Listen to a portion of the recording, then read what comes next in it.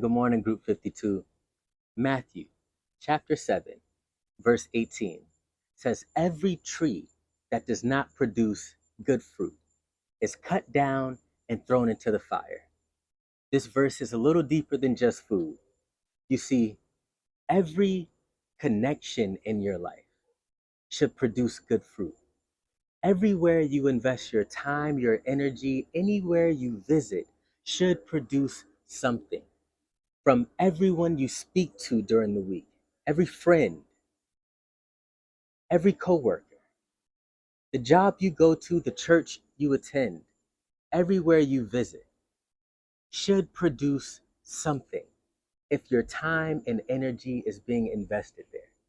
Group 52, search your life, check every connection, everything you do, everything you've been investing your time in.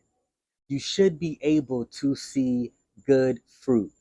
And if not, that's okay. It may be time to cut some things down, to invest in some other areas, to connect with the right people. God bless you, Group 52. Check the fruit in your life and have the best week of your life.